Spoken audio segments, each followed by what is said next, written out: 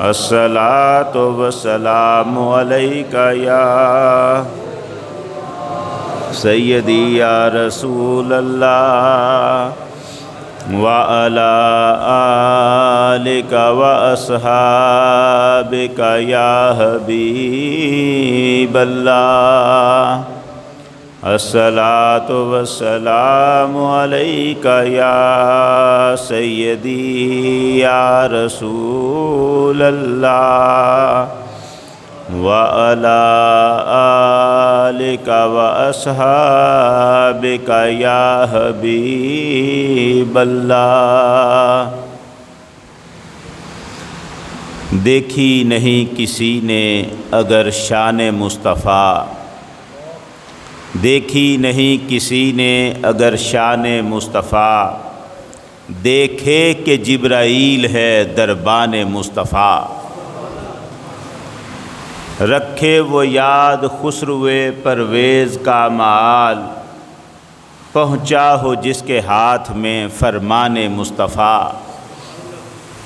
फैला हुआ है सहने अरब ताब अजम खान मुस्तफ़ा। अपनी मिसाल आप हैं यारान मुस्तफ़ा। रिश्ता मेरा खुदा की खुदाई से छूट जाए, छूटे मगर न हाथ से दामान मुस्तफ़ा। सब तारीफ़ें अल्लाह जल्ल शानुहु वहदहु ला शरीक के लिए, जिसने अपनी कुदरत कामिला से इस कायनात को हुज़ूर नबी करीम सल्लल्लाहु अलैहि वसल्लम के इरफ़ान की खातिर पैदा फरमाया। इरशाद फरमाया, लौलाका लमा खलक़तुल अफ़लाक। ए हबीब सल्लल्लाहु अलैहि वसल्लम, अगर तुम्हें पैदा करना मेरा मकसद ना होता तो मैं इस कायनात को ही पैदा न करता।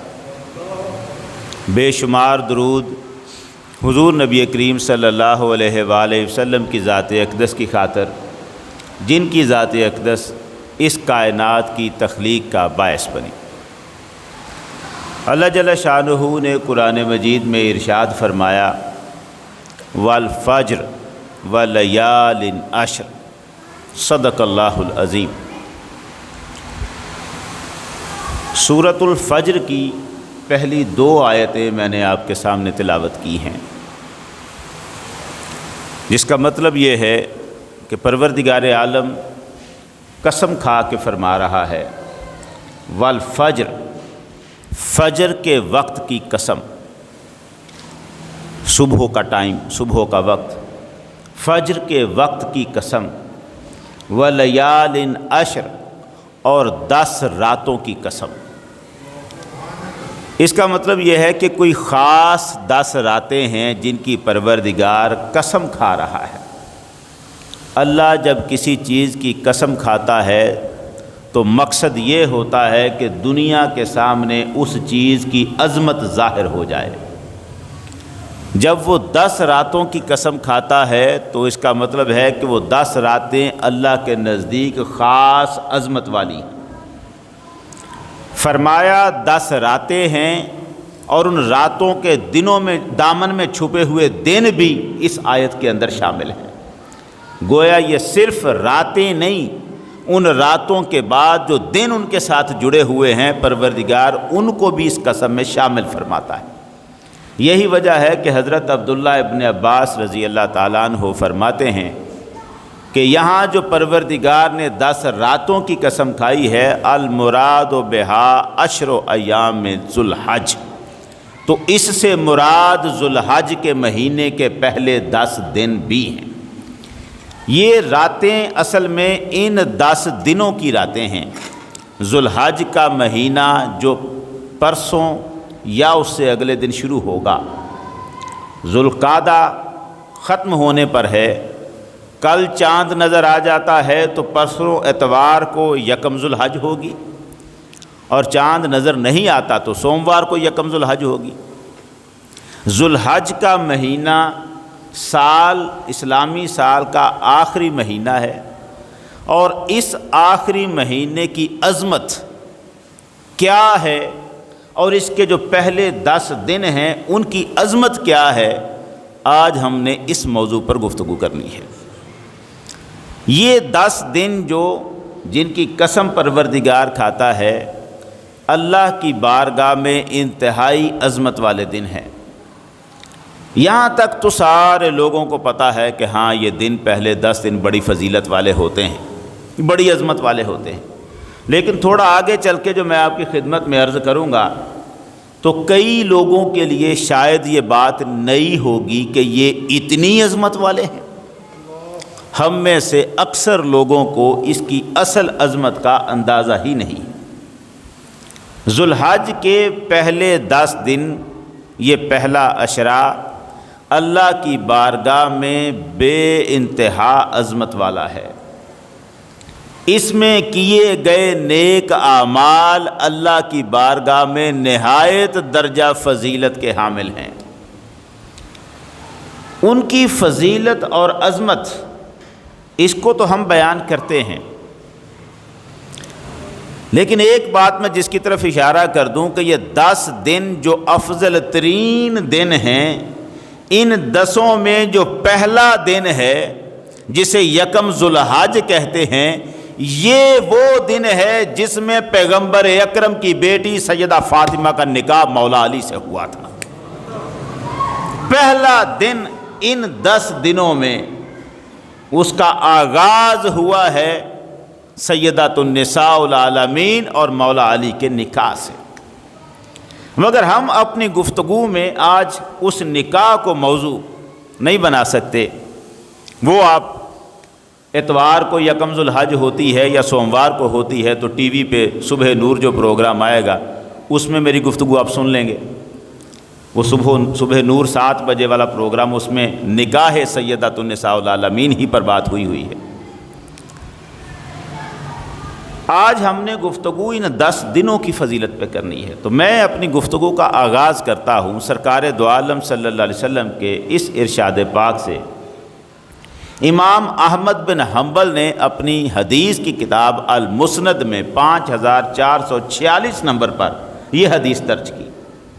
سرکار دو عالم صلی اللہ علیہ وسلم نے ارشاد فرمایا، ما من ایام اعظم عند اللہ ولا احب الیہ من العمل الصالح فیہن من ہذہ الایام العشر۔ سرکار نے فرمایا، اللہ کے نزدیک ان 10 دنوں سے زیادہ عظمت والا کوئی دن ہے ہی نہیں۔ اتنی عظمت والے یہ 10 دن ہیں کہ ان 10 دنوں سے زیادہ عظمت والا، جب میں یہ بات کروں گا تو آپ کا فوراً ذہن جانا چاہیے اس جملے پر کہ ہم نے تو یہی سنا ہے کہ سارے مہینوں میں رمضان کا مہینہ افضل ہوتا ہے، رمضان کا ہر دن سارے باقی کے دنوں سے افضل ہوتا ہے، مگر یہاں سرکار دو عالم صلی اللہ علیہ وسلم جو فرما رہے ہیں یہ کیا ہے؟ آپ کے لیے ایک بڑا سوال ہے۔ حضور نے فرمایا، اللہ کے نزدیک سارے دنوں سے زیادہ عظمت والے دن یہ 10 دن ہیں، ان سے زیادہ عظمت والا کوئی دن اللہ کی بارگاہ میں نہیں۔ ولا احب الیہ من العمل الصالح فیہن، اور اگر کوئی شخص نیک عمل کرتا ہے ان 10 دنوں میں تو سال کے باقی سارے دنوں میں جتنے نیک عمل کرے گا ان سے زیادہ اللہ کو محبوب ہیں ان 10 دنوں میں نیک عمل کرنا۔ نیک عمل، عمل صالح ان 10 دنوں میں جو کیا جائے، رب کی بارگاہ میں پورے سال کے باقی ہر دن سے زیادہ فضیلت رکھتا ہے وہ نیک عمل جو ان 10 دنوں میں کیا جائے۔ میں بار بار وہ سوال پیدا کرنا چاہتا ہوں آپ کے ذہن میں، وہ سوال رہے کہ یار یہ کیا بات ہے؟ ہم تو یہ ساری باتیں رمضان کے بارے میں سنتے ہیں، ان سے افضل کوئی نہیں، ان میں کیے گئے اعمال کی فضیلت بڑی ہے، یہ کیا ہے؟ جس زبان نے رمضان کی فضیلتیں بتائی ہوئی ہیں اسی زبان اقدس نے ان 10 دنوں کی فضیلتیں بتائی ہیں، اور یہ 10 دن رمضان کے مہینے کے ساتھ کیا مقابلہ رکھتے ہیں ان سے بھی بات کرتے ہیں۔ مگر یہاں پہلے اس فرمان کو سن لیں، جب صحابہ نے یہ فرمان سرکار دو عالم کا سنا ہوگا تو ذہن میں ان کے میں بھی کئی خیال آئے ہوں گے کہ یہ کیا بات ہے۔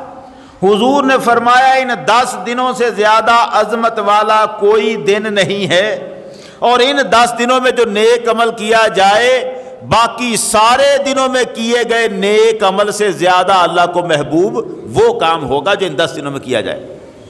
اصحاب رسول حضور کا یہ فرمان سن رہے تھے، جب سنا، سنن ابو داؤد میں دوسری روایت ہے 2438 نمبر پہ، صحابہ نے پوچھا یا رسول اللہ آپ یہ فرماتے ہیں کہ ان 10 دنوں میں کیا گیا نیک عمل ہر باقی کیے گئے نیک عمل سے افضل ہے، وَلَلْ جِہَادُ فِي سَبِيلِ اللَّهِ، اگر سال کے باقی دنوں میں کوئی اللہ کے راستے میں جہاد پہ نکل جائے تو جہاد تو سب سے افضل عمل ہے۔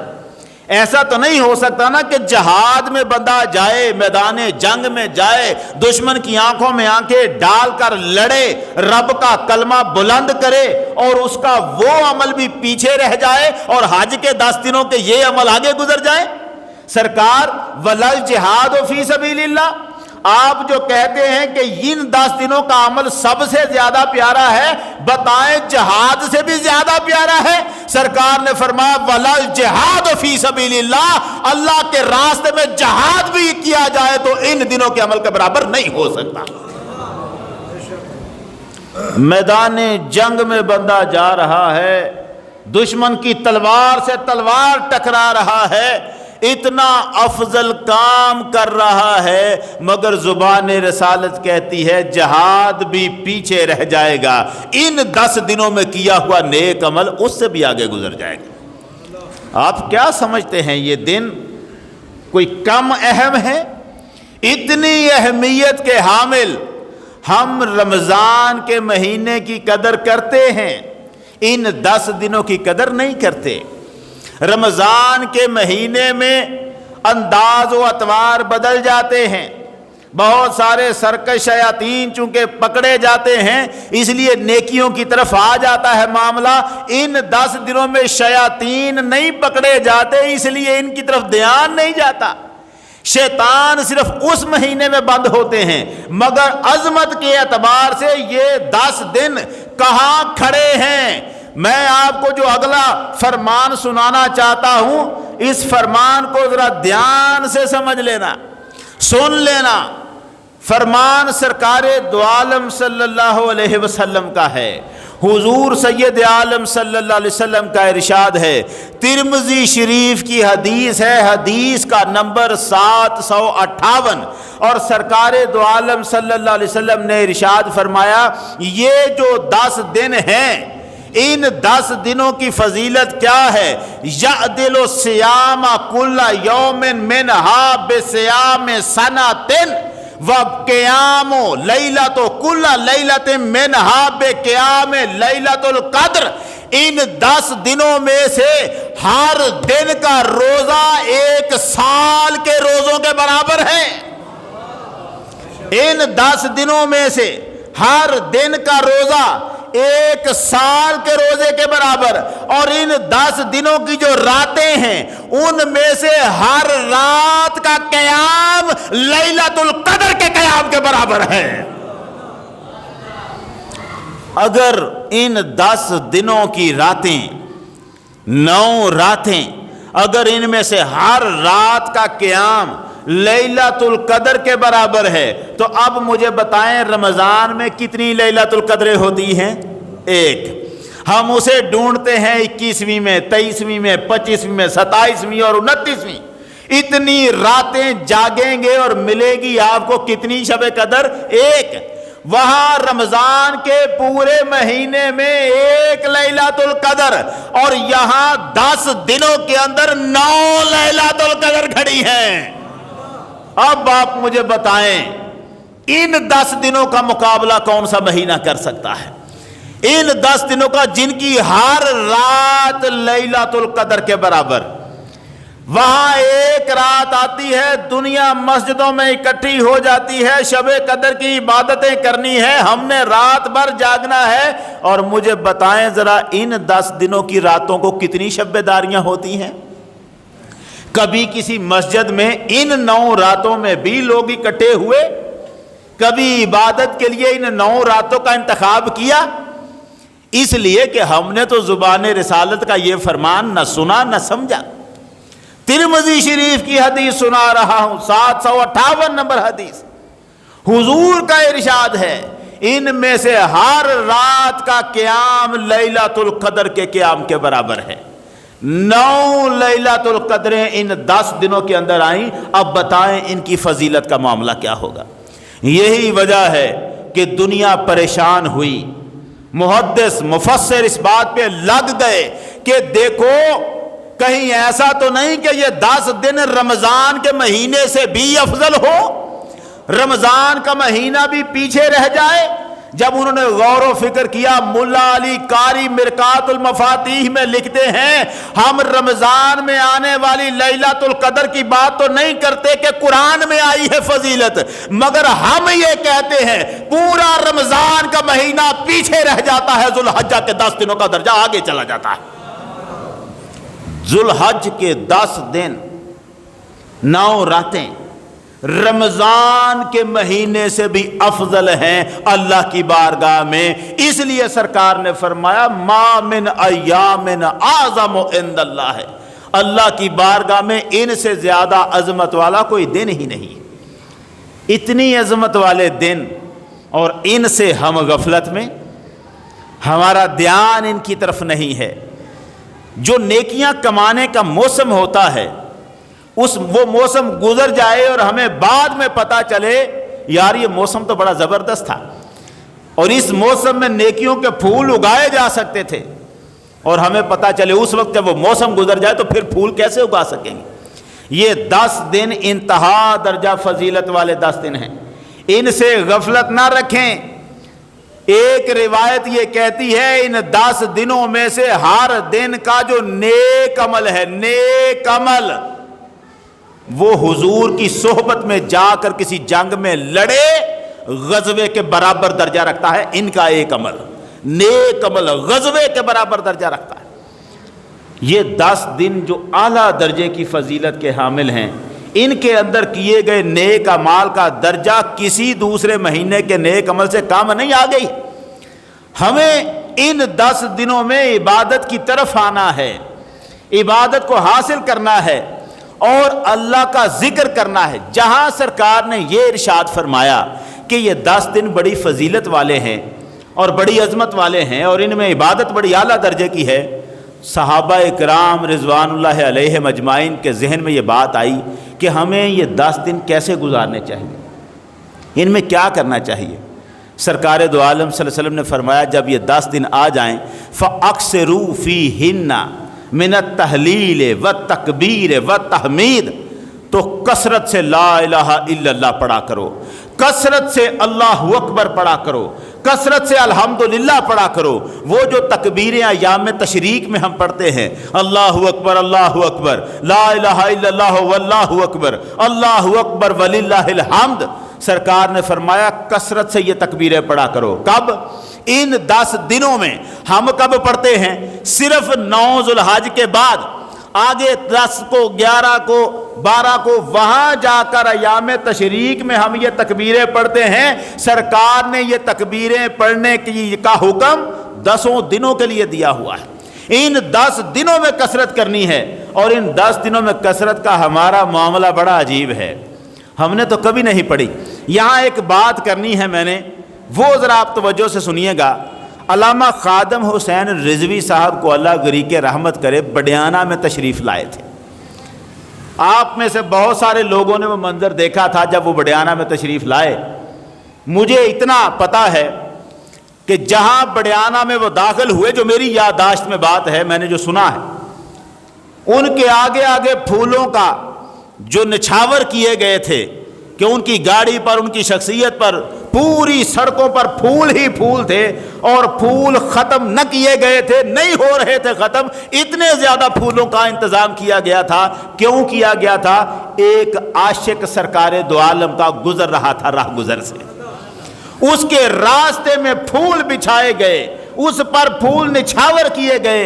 हम जानते थे हम में से कोई मोहम्मद अरबी के साथ इतना वफादार नहीं जितना वफादार खादम हुसैन रिजवी बन के आ रहा है।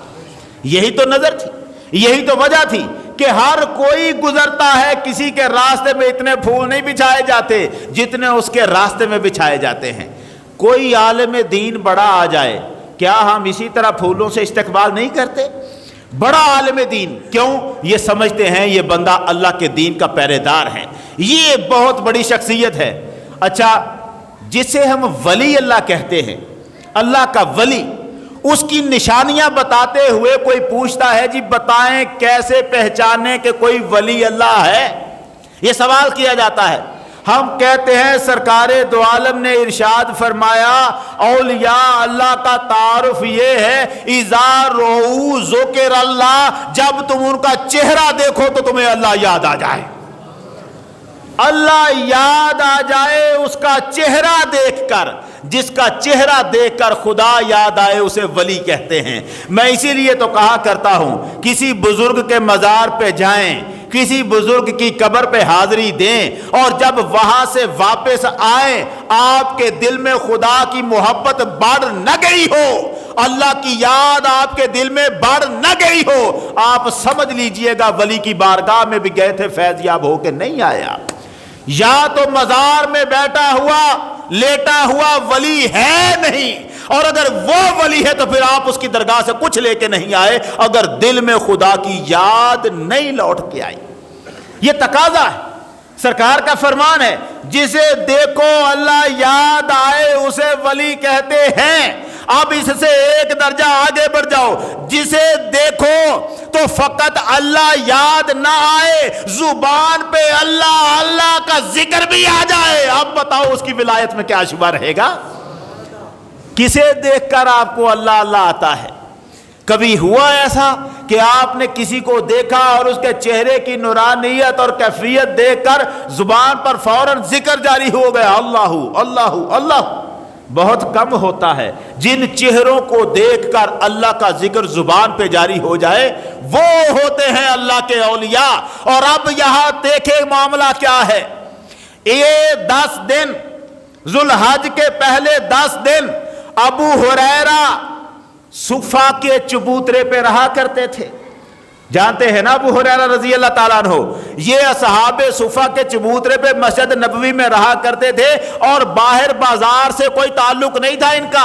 अबू हुरैरा बाजार में नहीं जाया करते थे, मगर जब जुल्हज के 10 दिन आते थे तो अबू हुरैरा भी और उमर फारूक का बेटा अब्दुल्ला बिन उमर भी, ये दोनों मस्जिद नबवी से निकलते और कहते आ जरा लोगों को सबक याद करवा आए। जाके बाजार में जाते, बुखारी शरीफ कहती है याखरुजान इला सूक, ये दोनों बुजुर्ग बाजार में जाते और बाजार से गुजरते हुए अल्लाहु अकबर अल्लाहु अकबर अल्लाहु अकबर की सदाएं लगाने लग पड़ते। बुखारी कहती है युकब्बिरुन नास बितकबीर हिमा, जब ये दोनों अल्लाह अल्लाह करने लग पड़ते इन्हें देख के बाजार में बैठा हुआ हर शख्स अल्लाहु अकबर के नारे लगाने लग पड़ता।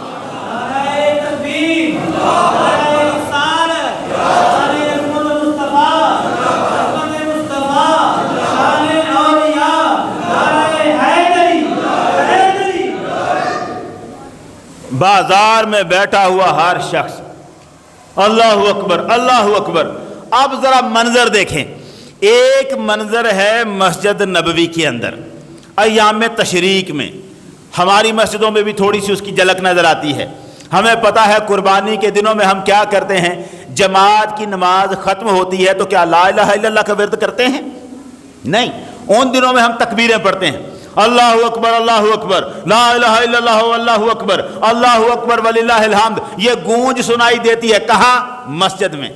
हम मस्जिद में बैठे हैं और ये मंजर है, लेकिन ابو ہریرہ اور عبداللہ بن عمر بازار سے گزرتے ہیں تو پورا بازار گونج اٹھتا ہے، پورے بازار میں تکبیریں۔ یار وہ بزرگ جنہیں دیکھ کر زبانوں پہ رب کی تکبیریں جاری ہو جائیں، یہ ہیں وہ لوگ جن کے دم پر کائنات زندہ ہے۔ ایسے لوگوں کے وجود سے دنیا سلامت ہے۔ یہ 10 دن وہ ہیں جن میں ابو ہریرہ اپنے چبوترے پہ نہیں رہا کرتے تھے، روز ہر دن نکل جاتے بازار میں اور اللہ اکبر کی صدائیں لگاتے، دیکھ دیکھ کے لوگ بھی اللہ اکبر۔ بازار کا منظر مسجد جیسا بنا ہوتا، بازار کا منظر ان 10 دنوں میں مسجد جیسا بنا ہوتا، ہر کوئی اللہ اکبر کی صدائیں لگا رہا ہوتا، کیونکہ وہ جانتے تھے یہ 10 دن کتنی فضیلت والے دن ہیں۔ ان 10 دنوں میں آتا ہے ایک دن جسے یوم عرفہ کہتے ہیں۔ یہ جو یوم عرفہ ہے، عرفات کا دن، اس کی بھی فضیلت تو آپ جانتے ہی ہوں گے۔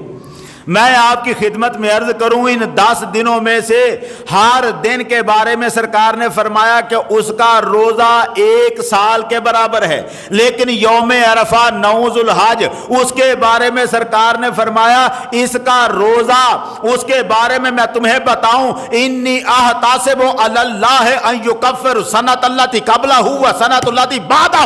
سرکار نے فرمایا جب بندہ ایک روزہ، یہ 9 ذو الحج کا، عرفہ کا ایک روزہ رکھتا ہے، اس کے سال بھر کے پہلے گناہ بھی بخش دیے جاتے ہیں، سال کے بعد کے گناہ بھی بخش دیے جاتے ہیں۔ کوئی عمل ایسا نظر نہیں آیا جو بعد والے گناہوں پہ بھی معافی کا قلم پھیر دے۔ کوئی عمل بھی آپ جو کریں گے، حدیث یہی کہے گی تیرے پچھلے گناہوں کا کفارہ ہو گیا، تیرے جو تو نے گناہ کیے تھے ان پہ معافی کا قلم پھر گیا۔ مگر عرفہ کا روزہ ایسا ہے، صرف پچھلے سال کے گناہوں پہ نہیں، تم نے ابھی کیے بھی نہیں، اگلے سال کے گناہوں پہ بھی معافی کا قلم پھر گیا۔ عرفہ کا روزہ، ایک روزہ، اور یہی عرفہ کا روزہ، اس کے بارے میں سرکار نے فرمایا اس دن جو شیطان کی حالت ہوتی ہے کیا ہے۔ مشکات شریف کی حدیث نمبر 2600، اس میں سرکار نے فرمایا ما رؤی الشیطان یوما هو فیہ اصغر ولا ادہر ولا احقر ولا اغیظ منہ۔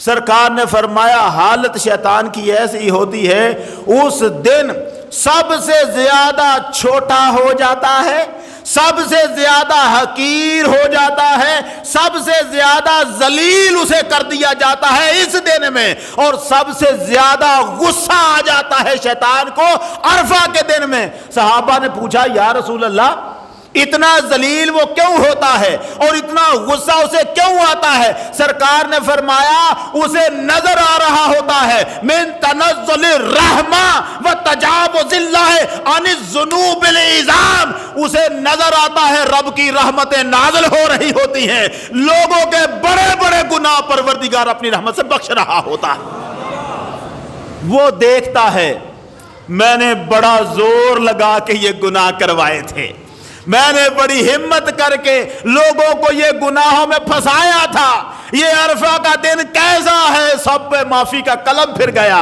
وہ جو چیلنج اللہ کی بارگاہ میں کر رہا تھا، جو پہلے دن کا کر کے آیا ہوا تھا، مولا تو نے مجھے ذلیل کیا ہے، جس انسان کی خاطر تو نے مجھے ذلیل کیا ہے میں تجھے ثابت کر کے دکھاؤں گا کہ یہ تیرا فرما بردار نہیں۔ آج جب وہ دیکھتا ہے یہ جتنے گناہگار تھے معافی کا قلم ان پر پھر گیا، سب کے سب ایسے ہیں جیسے معصوم بنے ہوئے، اوپر سے رب فرشتوں کو کہتا ہے دیکھیں میرے بندے جو آج کے دن مجھے پکار رہے ہیں، ان اللہ یباہی، اللہ فخر کرتا ہے اس دن عرفہ کے دن اپنے بندوں کو اپنی بارگاہ میں جھکا دیکھ کر، اور شیطان پر لعنت پڑ رہی ہوتی ہے اس دن یہ دیکھ کر کہ جتنے گناہ میں نے پچھلے سال کروائے تھے سب معاف کر دیے گئے، اس کے سرمایہ اس کے پاس کچھ نہیں ہے۔ یہ دن بھی ان 10 دنوں میں آتا ہے، اور انہی 10 دنوں میں وہ دن ہے جسے یوم النحر کہتے ہیں، قربانی کا دن۔ وہ جو قربانی کا دن ہے اس کے بارے میں سرکار دو عالم نے فرمایا اس دن اللہ کی بارگاہ میں کوئی عمل اتنا پیارا نہیں جتنا ایک جانور کو قربان کرنا پیارا ہے۔ جانور کوئی قربانی کے علاوہ آپ حج بھی کر لیں، حالانکہ وہ حج ہی ہوتا ہے، وہاں حج کے دن ہی آگے قربانی ہے اگلے دن، مگر قربانی نہ کریں، कुर्बानी छोड़ दें, बाकी आप कोई अमल भी करें, 10 ज़ुल्हज को आपका कोई अमल उस दर्जे पे नहीं जा सकता जितना जानवर की कुर्बानी आपकी दर्जे पे जाएगी। ये कुर्बानी, मगर इसमें एक अब तरीका है, एक बड़ा खास नुक्ता है जिसकी तरफ मैं लाना चाहता था आपको। जिस शख्स ने कुर्बानी करनी होती है, मुस्लिम शरीफ में 1977 नंबर एक हदीस है, सरकार ने फरमाया जो शख्स कुर्बानी करने का इरादा रखता है वो फिर जब तक कुर्बानी कर नहीं लेता वो ना अपने जिस्म के बाल काटेगा और ना अपने नाखून काटेगा। ये सबको पता है। ये कौन शख्स है जिसने कुर्बानी का इरादा किया हुआ है? ये वाजिब नहीं है उसके ऊपर, फर्ज नहीं है कि वो ना काटे, लेकिन मुस्तहब है, अफजल है, बेहतर है कि वो ना नाखून काटे और ना अपने बाल काटे। अच्छा, वो नाखून नहीं काटता, बाल नहीं काटता, लेकिन इससे पहले 40 दिन गुजर चुके हैं उसे अपने बाल काटे हुए, और अब इन दिनों में जब आता है कुर्बानी तक जाते हुए 40 से ज्यादा दिन हो गए, अभी कुर्बानी आई नहीं और 40 से ज्यादा दिन हो गए, तो क्या ये ना काटे अपने बाल? शरीयत का हुक्म यह है कि उस पर वाजिब है बाल काटना। ये नहीं कि मैंने कुर्बानी करनी है, अब कुर्बानी के बाद ही काटूंगा।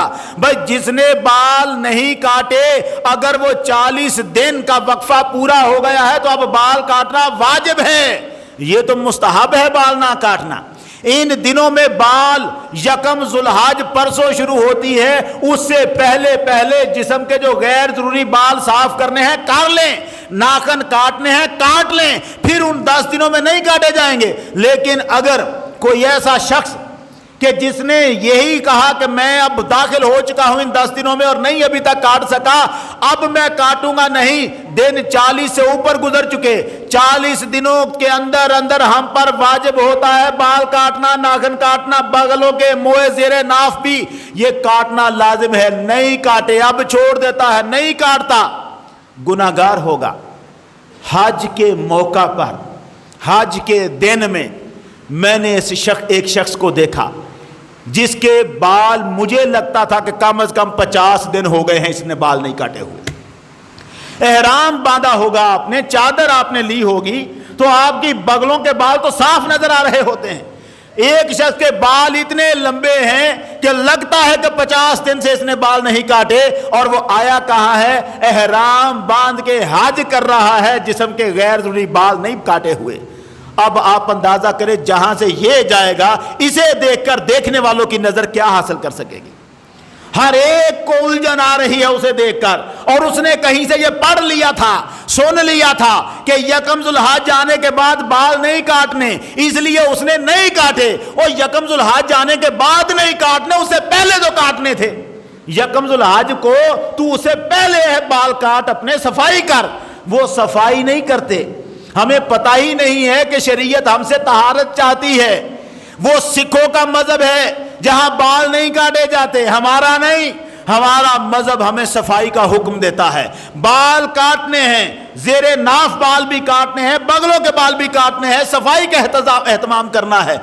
और अब अगर ये बाल हम काटते हैं कुर्बानी के बाद, हो गई ये बात तो हो गई कि हमने पहले पहले सफाई कर ली। एक शख्स ने पूछा, या रसूल अल्लाह गरीब आदमी हूं, कुर्बानी नहीं दे सकता, मैं क्या करूं? उधार जानवर लेके कुर्बानी दे लूं? अब यह भी एक मसला है कि एक शख्स ने पूछा अगले दिन कि जनाब मैं उधार लेके कुर्बानी दे सकता हूं? तो मामला यह है, एक वो बंदा है जो साहिब हैसियत है, मालो दौलत वाला बंदा है, मगर इन दिनों किसी वजह से उसके पास पैसे नहीं हैं। आ जाने ईद के बाद पैसे आ जाने, इन दिनों में नहीं है।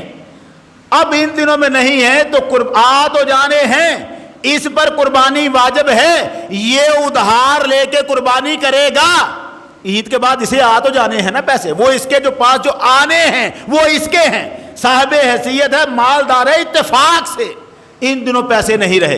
हाँ, एक वो शख्स है जो गरीब है, कंगाल है, पैसे हैं ही नहीं, साहिब हैसियत नहीं है, तो उस पर तो कुर्बानी वाजिब ही नहीं है। वो उधार लेके कुर्बानी का शौक क्यों रख रहा है? वो ना उधार ले, और अगर वो उधार लेके कुर्बानी करेगा, अपना शौक तो पूरा हो गया, सवाब तो मिल जाएगा, मगर शरीयत ने उस पर लाजम नहीं किया हुआ कि जरूर ऐसी कुर्बानी कर। उधार लेकर कुर्बानी न करें, मगर वो बंदा जो साहिब हैसियत है, कितना माल होगा जिस पर कुर्बानी वाजिब होगी? 50,000 रुपए अगर किसी के पास अपनी सारी जरूरतों से ज्यादा अगर इतना पैसा या इतने पैसे का माल उसके पास है तो कुर्बानी उस पर वाजिब है, उसने कुर्बानी करनी है।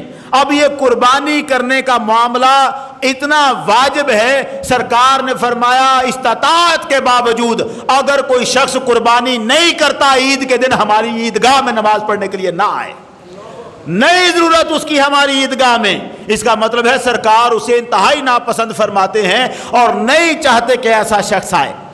ये 10 दिन हमारे पास जो हैं ये फजीलतों वाले दिन हैं, इनके हर दिन में रोज़ा ना भी रखें तो यौम अरफा का रोज़ा ज़रूर रखें। वो रोज़ा जो अगले पिछले गुनाहों की माफ़ी करवाता है, उस रोज़े की तरफ ध्यान दें, इबादत करें और इन दिनों में तकबीरात के साथ साथ रातों की इबादत को भी अपनाया जाए। मैं ये कहता हूँ रमज़ान में अगर रह गए थे कुछ मामलात, वहां तो परेशानी थी, 27वीं को जागा हूं, पता नहीं शब कदर थी कि नहीं थी, और इन 10 दिनों में तो पता है, इन 10 दिनों की हर रात शब कदर के बराबर है। सरकार ने फरमा दिया, अब किसी शक की क्या गुंजाइश है? तो जब हर रात का अमल शब कदर के बराबर है तो हमें शब कदर की फजीलत नहीं लेनी चाहिए? हमें हर रात को इबादत करके शब कदर का सवाब नहीं लेना चाहिए? हमें लेना चाहिए। हमें इन दिनों में इबादत की तरफ ध्यान लगाना चाहिए, कुरान की तिलावत करें, नेकियां करें। मैं नहीं कहता, ये मामला अलग है, मगर कितना मजा आता है जब रमजान में किसी गाड़ी में टेप चलाते हुए ड्राइवर गाना लगाता है, पूरी बस की सवारियां बोल के कहती हैं बंद कर बाबा इनको। ये रमजान के दिनों में मंजर होता है। यार कमाल है अगर यही मंजर हज के इन 10 दिनों के अंदर भी आ जाए, अगर कहीं गाना लग जाए, अगर कहीं फहाशी का तसव्वुर आ जाए, अगर देखने वाले कहें ओ इन 10 दिनों का हया कर ले यार, ये 10 दिन जुल्हज के ये पर्दे के साथ गुजर जाएं, अल्लाह की बारगाह में झुके हुए गुजर जाएं, हमारे लिए इससे बढ़कर क्या है? हुजूर सैयद आलम की उम्मत को अल्लाह ने जो शरफ अता किए हैं, उन शरफों से गाफिल रहना अपनी ज़ात में, यह भी एक नुकसानदेह चीज़ है।